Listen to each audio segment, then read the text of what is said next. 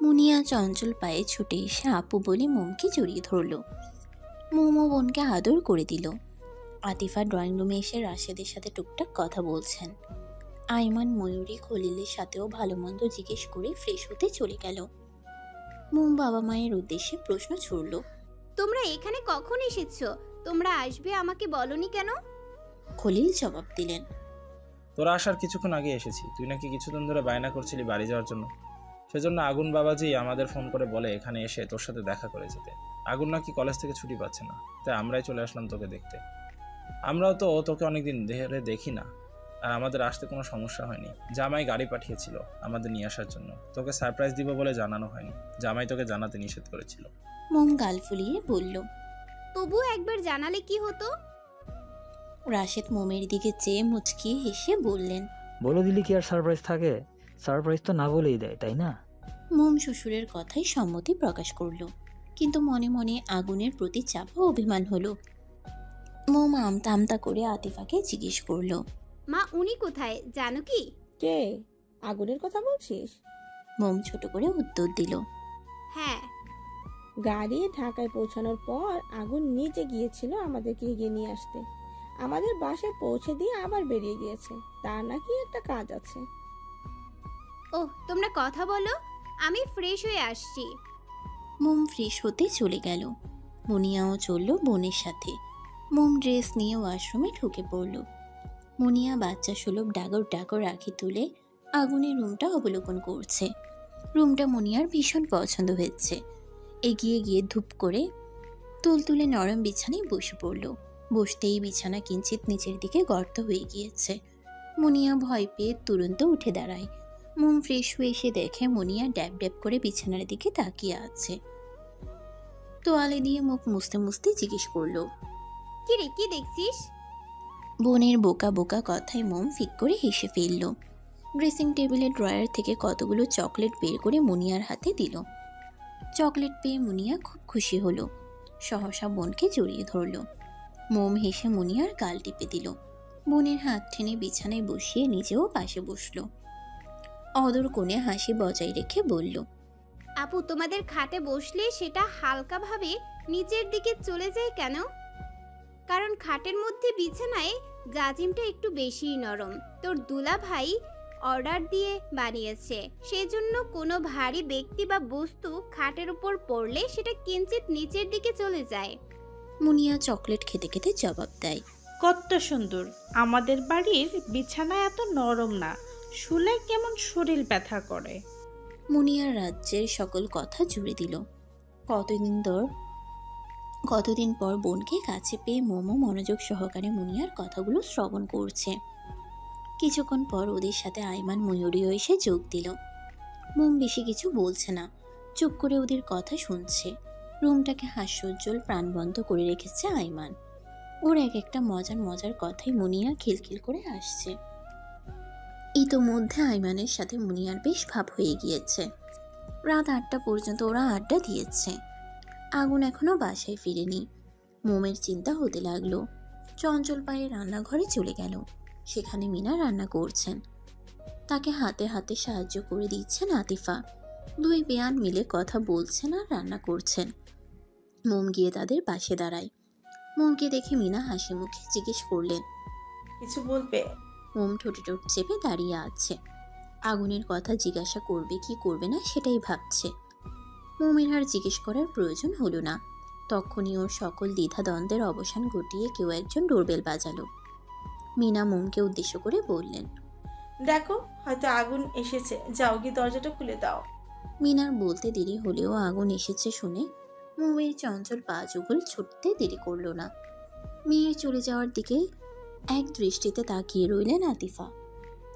মোমের স্বামীর জন্য অস্থির হওয়া তার নজর এড়ায়নি। মোম যে আগুনের কথা জানতেই রান্নাঘরে এসেছিল সেটা ওর ছুটে চলা দেখেই তিনি বুঝতে পেরেছেন। তার মানে মেয়ে তার শ্বশুর বাড়িতে সুখেই আছে। প্রশান্তি নিঃশ্বাস ছেড়ে আতিফা মৃদু হাসলেন। মোম দরজা খুলে দিতে আগুনের ক্লান্ত মুখশ্রীতে নজর আটকায়। হাতে রয়েছে বড়সড় একটা ব্যাগ। ব্যাগের ভিতর কি আছে মোম জানে না। মোম ঠোঁট মেলে কিছু বলতে উদ্যত হতেই আগুন ওকে পাশ কাটিয়ে চলে যায়। মোমের মনটা খারাপ হয়ে গেল। পর মুহূর্তেই ভাবলো হয়তো ক্লান্ত ছিল, দাঁড়িয়ে থাকতে কষ্ট হচ্ছিল। দরজা বন্ধ করে মোম রুমে চলে আসে। আগুন ব্যাগটা ড্রয়িং রুমে রেখে মাকে বলে ফ্রেশ হতে চলে গেল। মোম আগুনের টি শার্ট ট্রাউজার বের করে বিছানায় রাখে। চুপ করে বসে আগুনের জন্য অপেক্ষা করতে থাকে। মুনিয়া এসে বলল ওকে ওর শাশুড়ি ডাকছেন। অগত্যা মোম মুনিয়ার সাথে পা বাড়ায়। আগুন ফ্রেশ হয়ে এসে তৈরি হয়ে ড্রয়িং রুমে আসে। সেখানে রাশেদ, খলিল, আইমান বসে বসে টিভি দেখছে। টিভিতে তখন নিউজ চলছে, যদিও আইমানের সেদিকে কোনো প্রক্ষেপ নেই। সে তো আনিকাকে নিয়ে চিন্তায় মগ্ন। আগুন এসে আইমানের পাশে বসলো। রাশেদ গলা পরিষ্কার করে গম্ভীর কণ্ঠে বললেন, সামনে তো মোমোর এসএসসি পরীক্ষা, তাকে কি পরীক্ষা দেওয়াবে না? সেসব নিয়ে কি এখনো কিছু ভাবনি? আগুন ভ্রুকুচকে তাকায় বাবার দিকে, শান্ত গলায় বলল, মোমের একাডেমির বইপত্র এনে দিয়েছি, পরীক্ষা ওদের গ্রামের বাড়িতে গিয়েই দেবে। ভালো। এরপর আর রাশেদের সাথে আগুনের কোনো কথা হলো না। আগুন চুপ করে বসে আছে। যা কথা বলার রাশেদ, খলিল তারাই বলছেন। 10টা বাজে সবাই রাতের খাবার খেয়ে ঘুমাতে চলে গেল। ঘুম বলতে আগুনের কোমলমতি মমি ঘুমাচ্ছে, আর বাকিরা জেগে আছে। তাদের তো ঘুমালে চলবে না। মোম ঘুমিয়ে পড়তে আগুন উঠে আসে। ড্রয়িং রুমে এসে দেখে ড্রয়িং রুমের দেয়ালে কিছু বেলুন ফুলিয়ে টাঙানো হয়েছে। আইমান আরেকটা বেলুন ফুলানোর সময় ঠাস করে বেলুনটা ফুটে গেল। ময়ূরী মৃদু ধমকে বলল, আস্তে, শব্দ করিস না। আইমান মেকি হাসি উপহার দিল। ড্রয়িং রুমের মাঝখানে মাঝারি সাইজের একটা টেবিল বসানো। সেখানে বড় রকমের সুন্দর একটি বার্থডে কেক রাখা। কেকের উপর ছোট ছোট বার্থডে ক্যাপ, কেকের উপর ছোট ছোট বার্থডে ল্যাম্প। সকল কাজ কমপ্লিট করে সবাই সোফায় বসে আছে।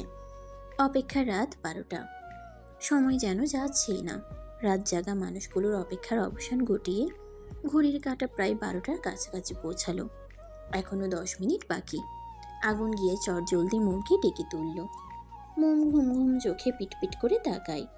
আগুন তাড়া দিয়ে বলল, মোম, দ্রুত ওঠো, সময় নেই, নয়তো খুব দেরি হয়ে যাবে। আগুনের উত্তেজিত বলা কথায় মোম তড়িঘড়ি করে ঘুম থেকে উঠে পড়ে। আতঙ্কিত গলায় জিজ্ঞেস করে, কি হয়েছে মাস্টার মশাই? গেলেই দেখতে পাবে, এখন আমার সাথে চলো। আগুন মোমকে নিয়ে ড্রয়িং রুমে চলে আসে, কিন্তু মোম চোখে কিছু দেখতে পারছে না। চারপাশ অন্ধকার। এর কারণ আগুনের বলিষ্ঠ একটি হাত মোমের চোখ থেকে আছে।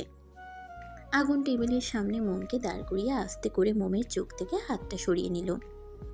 তখনই পরিচিত কিছু মানুষের গলার আওয়াজ ভেসে আসে। তারা একসাথে সবাই চিৎকার করে বলে উঠল, হ্যাপি বার্থডে টু ইউ। বাকি সবাই মৃদু আওয়াজে মোমকে জন্মদিনের শুভেচ্ছা জানালেও আইমান, ময়ূরী, মুনিয়া চিৎকার করে শুভেচ্ছা জানাচ্ছে। মোম তাড়াক করে চোখ খুলে। চোখের সামনে ভেসে ওঠে আপনজনদের মুখ, সাথে একটা টেবিলে বার্থডে কেক সহ জ্বলন্ত বার্থডে ল্যাম্প। মোম তো ভুলেই গিয়েছিল আজকে তার জন্মদিন। এবার কানের কাছে মিহি কণ্ঠে ভেসে আসলো আগুনের থেমে থেমে বাক্য, শুভ জন্মদিন মোম। খুশিতে মোম কান্না করে দিল। আতিফা মেয়েকে বুকে জড়িয়ে ধরলেন। স্মিত হেসে বললেন, জন্মদিনে কেউ কান্না করে? বোকা মেয়ে, একদম কান্না করবি না। আজ 16তম বয়সে পা রাখলি। দোয়া করি এভাবেই সব সময় হাসি খুশি থাক। শুভ 16তম জন্মদিন আমার মা। আতিফা মেয়েকে আদর করে দিলেন। একে একে সবাই মোমকে শুভেচ্ছা জানিয়ে যে যা পেরেছে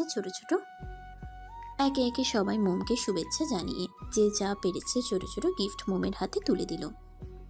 শুধু আগুন মোমকে কিছু দেয়নি। রাশেদ গম্ভীর কণ্ঠে বললেন, কি ব্যাপার আগুন, আজকে তোমার বউয়ের জন্মদিন, সবাই টুকটাক গিফট দিয়েছে, আর তুমি কিছু দিলে না কেন? আগুন ভাবলেশহীনভাবে জবাব দিল, দেয়ার প্রয়োজন মনে করছি না, তাই দেইনি। রাশেদের চোয়াল শক্ত হয়ে উঠল। কিছু করা কথা শুনিয়ে দিতে ইচ্ছে করছে, কিন্তু মোমের বাবা মায়ের সামনে কিছু বলা সঠিক মনে করলেন না তিনি। সেজন্য আগুনের গা ছাড়া ভাবে বলা কথাটা হজম করে নিলেন। আইমান কপট রাগ দেখিয়ে বলল, ভাই আবার আলাদা করে কি গিফট দিবে? কিছু দেওয়া লাগবে না ভাই, নিজেই তো আস্ত একটা গিফট। পরপর মোমের দিকে চেয়ে ভাবি বলল, দ্রুত কেকটা কাটো, ঘুম পাচ্ছে আমার। মোম মোম ফু দিয়ে বাতিগুলো নিভিয়ে দিল। কেক কেটে কেকের ছোট এক টুকরো হাতে নিয়ে দাঁড়িয়ে আছে।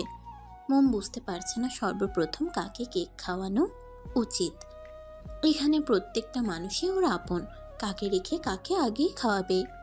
মোম মাথা নিচু করে চুপ করে দাঁড়িয়ে আছে। আগুন কি বুঝতে পারলো তার কোমলমতির মনের কথা? হয়তো। তাই তো মোমকে উদ্দেশ্য করে শান্ত গলায় বলল, ওই কেক তোমার জন্য এনেছি, তুমি তোমার কেক খাও। আগুনের সম্মতি পেয়ে মোম প্রথমে খলিলকে কেক খাওয়ালো, তারপর মাকে। ঘুরে আগুনের দিকে কেকের টুকরো ধরল। আগুন কেক খেলো না। মোমের হাত থেকে কেক নিয়ে সেটা মোমকে খাইয়ে দিল। আগুন কেক না খাওয়ায় মোমের মুখটা ছোট হয়ে গেল। দ্রুত নিজেকে সামলে সবাইকে কেক খাওয়ালো, নিজেও বাকিদের হাতে কেক খেলো। মুনিয়া তো বাটিতে করে পেট ভরে কেক খেলো। কত মজার কেক! গ্রামে থাকতে যদিও খেয়েছে, তবে এই কেকটা একটু বেশিই মজা। কেক কাটা শেষ হতেই আইমান ময়ূরীকে কিছু একটা ইশারা করে কোথায় যেন চলে গেল। রাত অনেক বলে কেউ আর আগুনের আসল বাড়িতে ফিরে যায়নি। ঠিক করা হলো আইমানের রুমে রাশেদ, খলিল আর আইমান থাকবে এবং ড্রয়িং রুমে মিনা, আতিফা, ময়ূরী, মুনিয়া থাকবে। একটা রাত কষ্ট করে ঘুমালে আর কি হবে। ড্রয়িং রুমের মেঝেতে কাঁথা বিছিয়ে বিছানা তৈরি করছেন মিনা। বালিশ কম বলে সোফায় থাকা ছোট ছোট বালিশ ব্যবহার করতে হচ্ছে। এই বালিশেই মাথা দিয়ে শুয়ে বাকি রাতটা পার করবেন। ময়ূরী মোমকে ডেকে বলে, ভাবি আমার সাথে একটু আসো তো। জি আসছি। ময়ূরী চলে গেল। আগুন ড্রয়িং রুমের জানালার কাছে দাঁড়িয়ে ফোনে কিছু একটা দেখছে। মোম ধীর পায়ে আগুনের কাছে গিয়ে চাপা স্বরে গোমরা মুখে বলল, আপনি তখন কেক কেন খাননি? নাকি আমার হাতে খেতে চাচ্ছিলেন না? আগুন ফোন বন্ধ করে ট্রাউজারের পকেটে হাত রাখে। দু হাত পেছনে নিয়ে মোমের দিকে কিঞ্চিত ঝুঁকে হিসিয়ে বলে, ওই কেক তোমার জন্য এনেছি, তুমি তোমার কেক খাও, আমি আমার কেক খেয়ে নেব। গভীর রাত্রি। জন প্রাণী তাদের নিজস্ব আবাসস্থলে পরম শান্তিতে ঘুমিয়ে আছে। বাইরের কোলাহলপূর্ণ পরিবেশ এখন পুরোপুরি নিস্তব্ধ। আগুন বেডরুমের উদ্দেশ্যে পা বাড়ায়, ধীর কদমে নিজ কক্ষে প্রবেশ করে। রুমে ঢুকতেই ভ্রু কুঁচকে ফেলল। পুরো রুম অন্ধকার। রুম জুড়ে বিরাজ করছে পিনপিনে নীরবতা। বারান্দার দরজা খোলা। বাইরে থেকে রাস্তায় জ্বলন্ত সোডিয়ামের শুকনো আলো রুমে প্রবেশ করছে। তবে এই আলোতে তেমন কিছু দেখা যাচ্ছে না। আগুন হাঁক ছেড়ে ডাকে, মোম কোথায় তুমি? রুমে আছো? কোনো সাড়া পাওয়া গেল না। আগুন কক্ষের লাইট চালিয়ে দিল।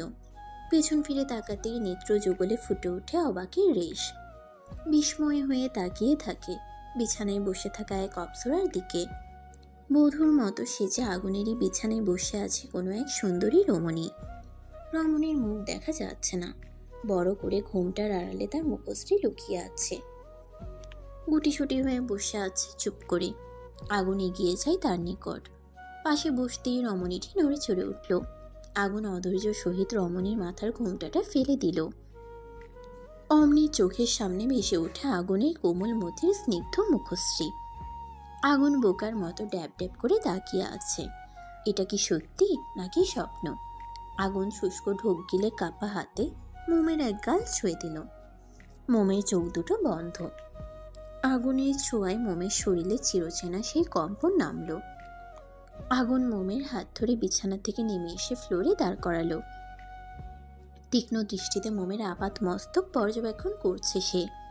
খয়েরি রঙের একটা শাড়ি জড়ানো মোমের গায়ে।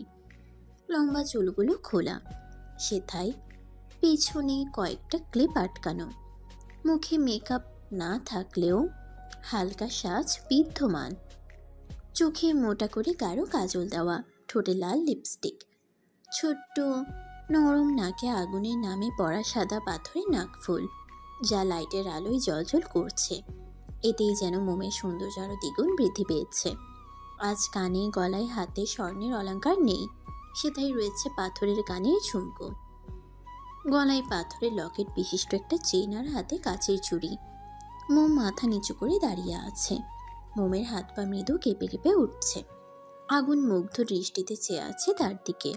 আগুনের চোখ দুটো স্থির রইল মোমের কাঁপতে থাকা ওষ্ঠে। আগুনের এক হাতে আলতো করে মোমের চোয়াল চেপে ধরে। রসভারী গলায় বলে ওঠে, এত রাতে ভূত সেজে বসেছিলে কেন? আমাকে ভয় দেখানোর জন্য? সেটা হলে তুমি সাকসেসফুল, কারণ আমি সত্যিই তোমাকে দেখে ভয় পাচ্ছি। মোম তড়াক করে চোখ খুলে কিঞ্চিত রাগী গলায় জবাব দিল, আমাকে দেখতে আপনার কাছে ভূতের মতো লাগছে? না, পেতনির মতো লাগছে। মোম মুখ কোচকায় আগুনের সামনে থেকে সরে গিয়ে বারান্দায় চলে গেল। তখন ময়ূরী মোমকে ডেকে বলেছিল মোমের জন্মদিনের এই সকল কিছু আগুনের প্ল্যানিং ছিল। ছোট করে জন্মদিনের আয়োজন, মোমের বাবা মাকে নিয়ে এসে সারপ্রাইজ দেওয়ার শখ। এই কথা শুনে মোম খুব খুশি হয়েছিল। ময়ূরীও বলেছিল এখন যদি মোম সেজেগুজে আগুনের সামনে যায় তাহলে আগুনও মোমকে দেখে খুশি হবে। আগুনের খুশির জন্য মোম ময়ূরীর কথাই সায় জানায়। ময়ূরী সুন্দর করে নিজ হাতে মোমকে সাজিয়ে দিয়ে যায়, কিন্তু এখন আগুন বলছে মোমকে ভালো লাগছে না। সেজন্য মোমের মনটা খারাপ হয়ে গেল। মোমের অভিমানী মুখের দিকে চেয়ে আগুন ঠোঁট টিপে হাসে, নিজেও এগিয়ে যায় বারান্দার দিকে। মোম গ্রিলে হাত রেখে দূর ঘন কালো আকাশের দিকে তাকিয়ে আছে। আজ আকাশে চাঁদের দেখা নেই কোনো উজ্জ্বল তারা। তবে আগুনের নিজস্ব একটা চাঁদ তো সবসময় তার ঘরেই থাকে, যে তার স্নিগ্ধ আলো ছড়িয়ে প্রতি ক্ষণে ক্ষণে আগুনকে মুগ্ধ করে। আগুন গিয়ে মোমকে পেছন থেকে জড়িয়ে ধরল। মোম ছুটার জন্য ছটফট করছে। আগুন আরো শক্ত করে নিজের সাথে চেপে ধরে, কানের কাছে মুখ নিয়ে ফিসফিস করে বলল, পেতনি বলায় রাগ করেছো, কিন্তু তুমি কি জানো এই পেতনিকে আমার সবচেয়ে বেশি ভালো লাগে? তুমি হয়তো নিজেও জানো না মোম, তোমাকে ঠিক কতটা সুন্দর লাগছে। তোমাকে দেখে আমার মনের নিষিদ্ধ ইচ্ছেগুলো করা নাড়তে শুরু করেছে। আজকে যদি আমার দ্বারা কোনো ভুল হয়ে যায় তাহলে কি তুমি খুব বেশি রাগ করবে? শেষের বাক্য দুটি কেমন করুণ কণ্ঠে বলল আগুন। স্ল্যাশ স্বরে কথা বলায় আগুনের ঠোঁট মোমের কানে লাগছে। উষ্ণ নিঃশ্বাস আছড়ে পড়ছে মোমের ঘাড়ে। মোম কথা বলতে পারছে না, দেখাতে পারছে না কোনো প্রতিক্রিয়া। গলা শুকিয়ে আসছে যেন চৈত্রের দগদগে খরা। বুক কাঁপছে অস্বাভাবিকভাবে। আগুন মোমকে ছেড়ে দূরে দাঁড়ালো। ট্রাউজারের পকেট থেকে একটা বক্স বের করে মোমের সামনে হাঁটু ভেঙে বসলো। তবে এক হাঁটু ফ্লোরে ভেঙে বসলেও অন্য পায়ের হাঁটু ফ্লোরে স্পর্শ করেনি, বরং সেই পায়ের তালু ফ্লোরে রেখে বসেছে। আগুন ধীর গলায় বলল, মম, তোমার পাটা দাও তো। কেন? আগুনের চাউনি শিথিল, কণ্ঠ শান্ত। পাল্টা প্রশ্ন নয়, যেটা বললাম সেটা করো। মোম কয়েক কদম এগিয়ে আসলো। আগুন হাত বাড়িয়ে মোমের পা স্পর্শ করতেই মোম কিঞ্চিত লাফিয়ে দূরে সরে গেল। আতঙ্কিত গলায় বলল, এসব আপনি কি করছেন? পায়ে কেন হাত দিচ্ছেন? জানেন না স্ত্রীর পায়ে হাত দেওয়া নিষেধ? আমার পাপ হবে, দয়া করে এমন পাগলামো করবেন না। আগুনের চোয়াল শক্ত হয়ে উঠল। ধুমকে দাঁতে দাঁত চেপে বলল, তোমাকে এত বেশি বুঝতে কে বলেছে? সব সময় বাকনামি না করলে হয় না। এত কিছু জানো আর এটা জানো না স্বামীর কথার অবাধ্যতা করলে স্ত্রীর গুনাহ হয়। আমি তোমাকে আদেশ করছি, পাটা দাও। পা দিয়ে আপনি কি করবেন? আমার কথাটা শুনুন। দিতে বলেছি, দাও। মোম ইচ্ছে না থাকা সত্ত্বেও পুনরায় আগুনের সামনে এসে দাঁড়ায়। আগুন মোমের একটা পা নিজের উরুর উপর রাখলো। ব্যালেন্স রাখতে মোম একটা হাত আগুনের কাঁধের উপর রাখে। বক্স খুলতেই মোম দেখতে পেল সুন্দর একজোড়া নূপুর। নূপুরের মধ্যে ডিজাইন করা গোলাপ ফুলের মধ্যে ছোট ছোট বিভিন্ন রঙের পাথর বসানো। আগের পরা নূপুর জোড়া খুলে মোমের হাতে দিয়ে নিজের আনা নূপুর জোড়া আগুন যত্ন নিয়ে মোমের দুপায়ে পরিয়ে দিল। ফর্সা পায়ে নূপুর জোড়া বেশ মানিয়েছে। আগুন মাথা নিচু করে পায়ের পাতায় ঠোঁট ছোঁয়াতেই মোম তৎক্ষণাৎ পা সরিয়ে নিল। মৃদু আওয়াজে বলল, আল্লাহর দোহাই, এমন করবেন না। আগুন বিরক্ত হলো। ফোঁস করে নিঃশ্বাস ছেড়ে তিরিক্কি মেজাজ নিয়ে বলে উঠল, এই শোনো, আমাকে পাপ পুণ্য শেখাতে হবে না তোমার। কোনটা ঠিক কোনটা ভুল সেটা আমি খুব ভালো করেই জানি। শুধু তোমার পা কেন, তোমার শরীরের প্রতিটা লোমকূপ স্পর্শ করার অধিকার আমার আছে, বুঝেছো? মোম ভারীকে নিঃশ্বাস ছেড়ে মিনমিন করে বলল, গ্রামে থাকতে বড়দেরকে বলতে শুনেছিলাম স্বামী স্ত্রীর পায়ে হাত দিতে নেই। আর কিছু শোনোনি? মোম ভরকে গেল। অবুঝ গলায় প্রশ্ন করলো। আর কি শোনার কথা বলছেন আপনি? এই যে রাত বিরাতে সেজে গুজে স্বামীর সামনে ঘুর করলে কি হয় সেটা? কি হয়? আগুন ঠোঁট চেপে গমগমে গলায় জবাব দিল। কিচ্ছু না, ভারী সাজ চেঞ্জ করে শুয়ে পড়ো। আগুন বারান্দা থেকে চলে আসে। বিছানায় নজর পড়তেই চোখ দুটো বড় বড় হয়ে গেল। এতক্ষণ এসব কিছু খেয়াল করেনি। পুরো খাট জুড়ে ফুল দিয়ে সাজানো, বিছানার চাদরে লাল গোলাপ ফুলের পাপড়ি বিছানো, বেলি রজনীগন্ধা ফুল দিয়ে খাটের চারপাশ সুন্দর করে সাজানো, খাটের উপরি ভাগে লাল ও সাদা গোলাপ একসাথে করে সেথায় আটকানো। আগুন অবাক হয়ে চেয়ে আছে। এমন করে খাট সাজালো কে? আগুন তো সাজায়নি। আগুন এসব কিছু ভাবেও নি। তাহলে এসব কে করলো? আগুন তো শুধু ভেবেছিল মোমকে সারপ্রাইজ দেওয়ার পরিবর্তে বউয়ের ঠোঁটায় বউয়ের ঠোঁটে কড়া ডোজের একটা চুমু খাবে, ব্যাস, এর বেশি কিছু না। আগুনের ভাবনার মাঝেই মোম নুপুরের ইঞ্জিন শব্দ তুলে রুমে প্রবেশ করলো। আগুন ঘাড় ঘুরিয়ে তাকায়, দু হাত বুকে গুজে শটান হয়ে দাঁড়ায়, ভ্রু উছিয়ে জিজ্ঞেস করে, তুমি এত অ্যাডভান্স, আগে জানতাম না তো। মোম বার কয়েক পলক ঝাপটিয়ে ডাগর ডাগর রাখি তুলে প্রশ্ন করলো। কি করেছি? আগুন বিছানার দিকে ইশারা করলো। মোম তাকালো, তবে কোনো প্রতিক্রিয়া দেখালো না। মোমের কাছে খাট ফুল দিয়ে সাজানো স্বাভাবিক মনে হলো। গ্রামে থাকতে মোম নিজের খাটে বিভিন্ন ফুল লাগিয়ে রাখত। তাছাড়া এই রুমে কে কখন খাট সাজিয়ে দিয়ে গিয়েছে মোম জানে না। মোম তো এখন দেখছে, আগুন দেখানোর পর, এর আগে দেখেনি। দেখবে কি করে? ময়ূরী মোমকে সাজিয়ে ইয়া বড় ঘুমটা দিয়ে রুমে রেখে গিয়েছে। বলেছে আগুন না আসা পর্যন্ত ঘুমটা না খুলতে। তারপর পেতনি বলায় রাগ করে বারান্দায় চলে গেল। দেখার সময় পায়নি। রুমে এসে মাত্র দেখতে পেল। মোম ভাবলো আগুনের ফুল পছন্দ না। খাটে ফুল দেখে হয়তো রেগে গিয়েছে, তাই সাফাই দেওয়ার ভঙ্গিতে বলল, বিশ্বাস করুন, আমি খাট সাজাইনি। কে করছে সেটাও জানি না। আগুন হাসকি স্বরে বলল, কে করেছে সেটা বড় কথা নয়, বড় কথা হলো যে এই কাজটা করেছে আমাদের উচিত তার কষ্টের মূল্য দেয়া। মোম সরল গলায় জবাব দিল, ঠিক বলেছেন। কাল সকালে ময়ূরী আপুর থেকে জেনে নেব কে সাজিয়েছে, তারপর আপনি তাকে টাকা দিয়ে দিয়েন। আগুন ব্যগ্র গলায় বলে ওঠে, তার হিসেব আমি পরে মিটিয়ে দেব। তার আগে এটা বলো, আমি যে তোমার জন্মদিন উপলক্ষে ছোট ছোট কতগুলো সারপ্রাইজ দিলাম, এর বিনিময়ে আমাকে কিছু দেবে না? মোম মুচকি হেসে বলল, ছোট না মাস্টার মশাই, এটা আমার জীবনের সবচেয়ে বড় সারপ্রাইজ ছিল। আর আমার কাছে তো আপনাকে দেওয়ার মতো কিছু নেই। যা আছে সবই আপনাদের দেওয়া। পরে কোথাও গেলে আপনার জন্য গিফট নিয়ে আসব। আর আপনি সব কিছুর মধ্যে বিনিময় কেন চান? আগুন চোখ ছোট ছোট করে তাকিয়ে ভারী গলায় বলল, তোমাকে তো আমি আগেই বলেছি, তোমাকে আমি ফ্রিতে কিছুই দিব না, আর গিফট লাগবে না। এখন যা আছে তাই দাও। মোম ভ্রুকুচকে গুমরা মুখে জবাব দিল, আপনি অনেক স্বার্থপর।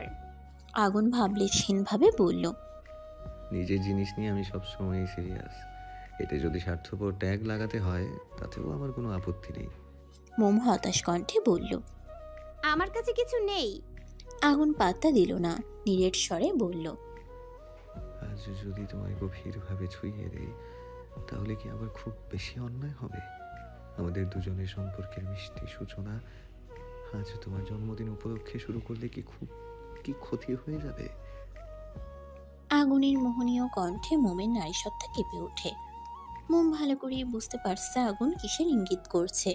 ভীষণ হাঁসফাঁস লাগছে, হাত পা ক্রমশ ঠান্ডা হয়ে আসছে। দাঁড়িয়ে থাকতে কষ্ট হচ্ছে, পায়ের নিচে কেমন শিরশিরানি অনুভূতি হচ্ছে। দু হাতে শক্ত করে পরনে থাকা শাড়িটা মুঠো করে ধরে, ঘন ঘন নিঃশ্বাস নিয়ে ক্ষীণ স্বরে বলল, আপনি আমায় ভালোবাসেন? সেদিন তো উত্তর দিলেন না, আজকে অন্তত উত্তরটা বলে দিন। আগুন মৃদু হাসল।